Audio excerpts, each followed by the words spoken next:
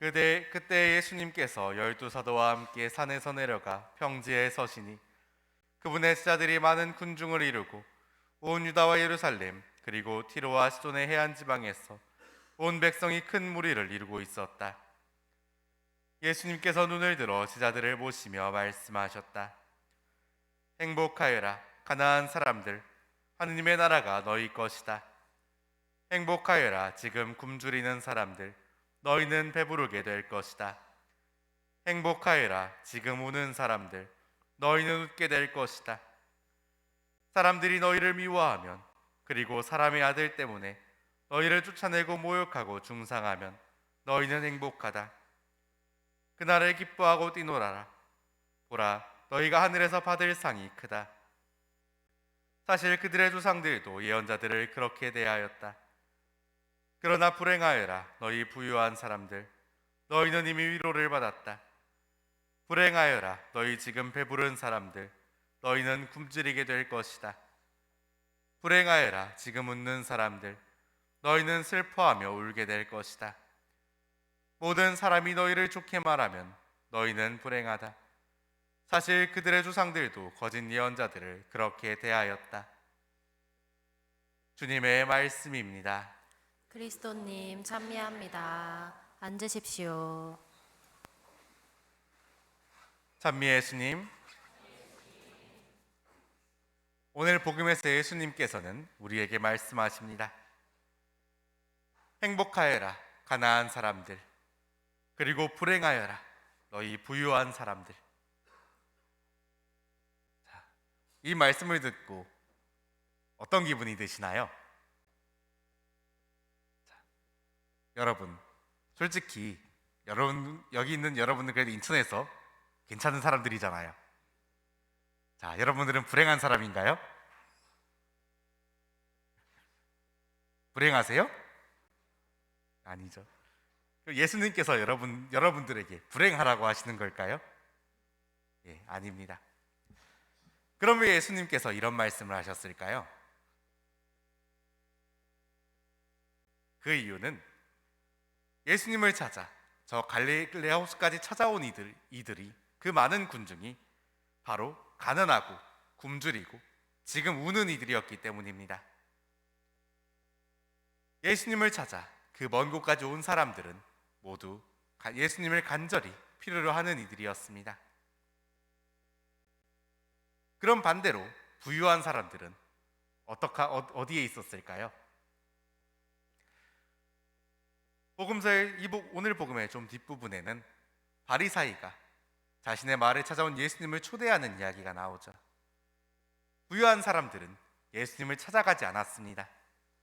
예수님께서 자신의 마을에 오기까지 기다렸죠. 자신의 마을에 오면 와서 자신의 집에 초대해서 그분의 말씀을 듣고 그분을 만나 뵈려고 했습니다. 왜 그랬을까요? 속된 말로 채통이 없으니까요. 내가 예수님이란 그 사람 어딘지도 모를 사람이 유명하고 좋은 가르침을 한다고 해서 그걸 들으러 거기까지 나가는 것은 채통 없는, 품위 없는 일이라고 생각했기 때문입니다. 그런데 그 채통과 품위가 그들을 하느님께로부터 멀어지게 했습니다.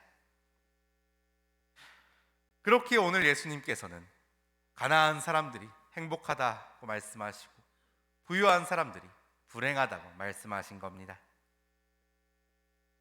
여기에서 부유함은 단순히 물질적으로 부유한 것을 의미하진 않습니다. 내가 하느님 앞에서 나 자신이 아니라 내가 가진 것들로 우리를 드러내는 모습을 이야기하는 거죠. 어느 철학자는 그렇게 말했습니다.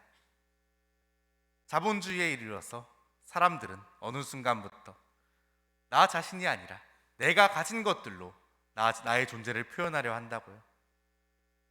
내가 어떤 사람이냐는 질문에 내가 가진 집과 내가 가진 차와 내가 입고 있는 옷, 그리고 내가 가진 능력과 직책 등으로 나를 설명하려고 한다고요.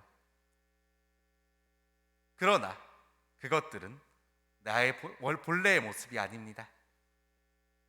내 본래의 모습은 그저 어느 누군가와 다를 바 없는 평범하고 약한 한 인간에 불과하죠. 우리 본래의 인간의 모습은 그 누구나 가난한 모습입니다. 무엇을 많이 가진 것이 아니라 그저 있는 그대로 우리의 가난한 모습, 그 모습이 사실 우리의 본래의 모습일 겁니다. 그렇게 우리는 주님께 가난한 모습으로 다가가야 합니다. 제가 신학교에서 후배들에게 항상 하던 말이 있습니다. 제발 기도할 때 내 이름 앞에 수식어를 붙이지 말라고 했습니다. 신학생 누구, 사제 누구, 봉사자 누구, 혹은 신자 누구로 기도하지 말라고 그렇게 이야기하곤 했습니다. 왜냐하면 나에게 어떤 수식어를, 나에게 그 직책을 붙이면 우리의 기도는 나는 이러한 사람이니 이렇게 해야 한다는, 이런 일을 해야만 한다는 당위성의 기도로 바뀌게 됩니다. 이런 것을 하고 해야 하고 하지 않으면 죄라는 그런 기도는 우리의 그리스도인의 기도라기보단 바리사이들의 기도겠죠. 그렇기에 저는 그 모든 수식어를 빼고 그저 지금 이 순간에 있는 그대로의 나의 모습으로 기도하라고 이야기했습니다. 사실 우리에게서 체면과 허례허식과 그 모든 것을 빼고 나면 옆에 저 멀리에 있는 아이들과 우리는 크게 다르지 않은 모습일 겁니다. 예수님께서 우리에게 그렇기에 어린 아이처럼 되지 않으면 하늘나라에 들어가지 못한다고 말한 거겠죠. 그 모습이 품이 있고 채통이 있진 않을지도 모릅니다. 아이처럼 울고불며 투덜거리고 하소연하고 내 마음속에 있는 얘기들을 있는 대로 없는 대로 다 털어놓는 그 모습이 어른스럽고 품이 있는 모습은 아닐지도 모릅니다.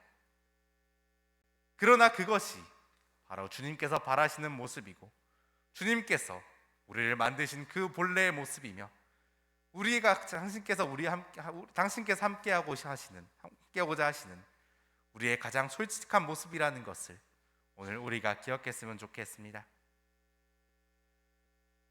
저 십자가 위에서 당신의 알몸으로 당신의 모든 상처와 약함을 우리에게 드러내 보이시며 우리 함께하길 바라시는 저 모습처럼 우리도 나의 어떤 것들이 아니라 그냥 있는 그대로의 내 모습으로 주님과 함께할 수 있으면 좋겠습니다.